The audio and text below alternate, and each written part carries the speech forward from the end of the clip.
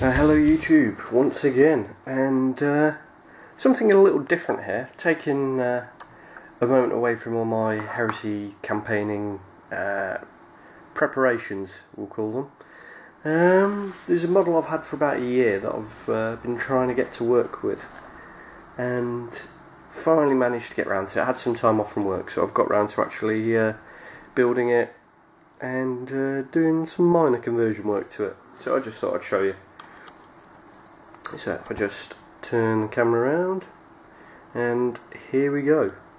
This is the big Forge World Space Marine model, obviously, and I've had it about, like I said, about a year. And what I originally wanted to do was reposition these arms here, this arm and that one.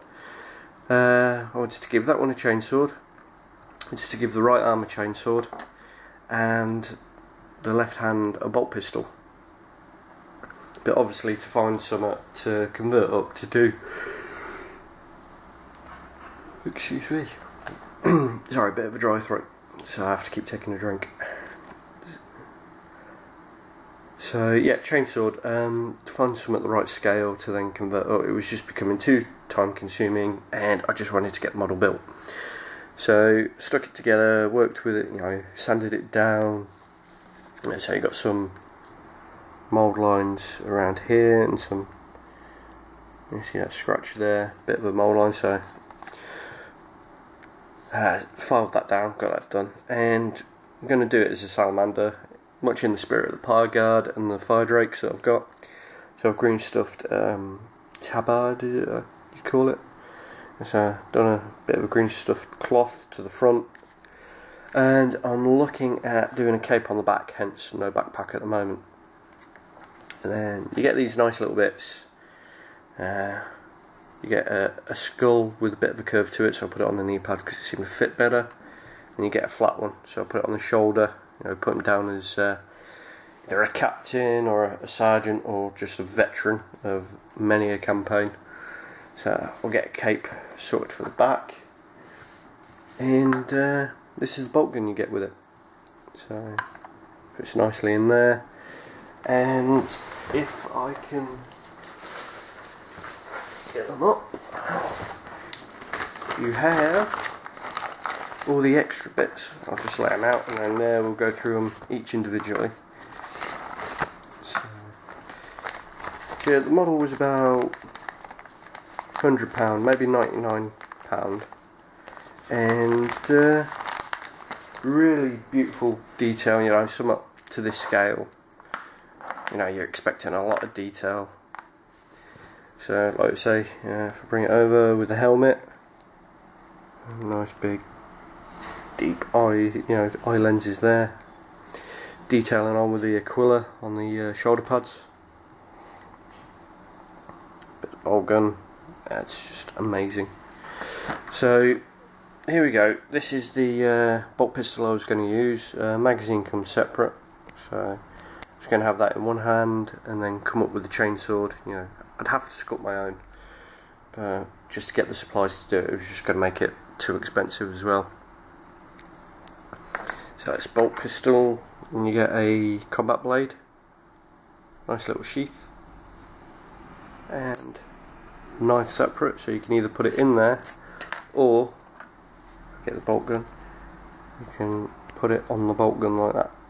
Actually designed to slot in there, but I just wanted to go for the normal bolt gun, just leave it there and hang the blade probably off the model itself somewhere. And okay, so you get your frag and crack grenades as well. They get these little knobbly bits on the side, which line up with, I can show you, the holes on the waistline. They're supposed to clip on, but to get them anywhere of use, they kind of get in the way a bit. So it's a crack grenade. So I've kind of left those off. You get a scope for the bolt gun as well. So put it bolt gun or bolt pistol even. Just looks a bit silly on the bolt pistol, but never mind. A couple of pouches. So you got those two there. So they're really well detailed, obviously. You know, when you're working in this size, you don't have to be too careful. You know, I suppose sometimes if you're working with a big model, you've got to put more attention into it. And you know, we've got an extra pistol grip for the bolt pistol, and a spare head, a spare bear head even.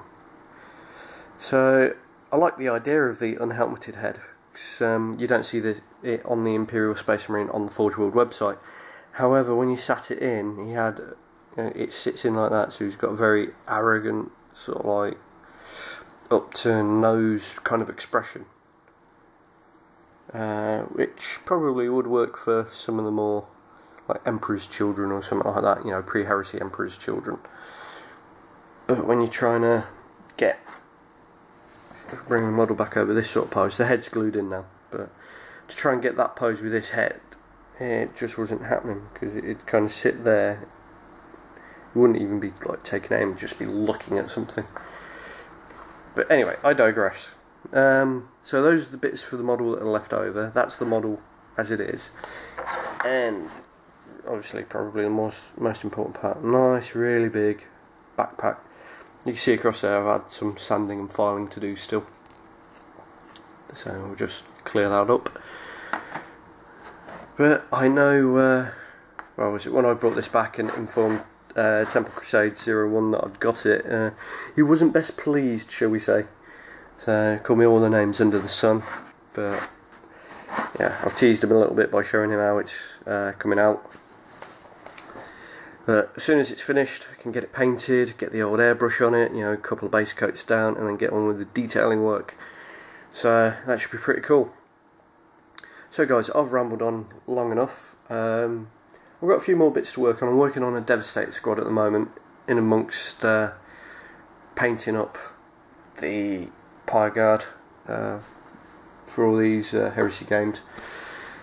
So once they're done, I'll do a video on them, and I've got a few other things in the pipeline, so hopefully there'll be another update video rather soon. Right guys, cheers for listening, cheers for subscribing if it's your first time to the channel and you've gone and done that. So I'll see you all soon. Thank you guys, and you have a good day.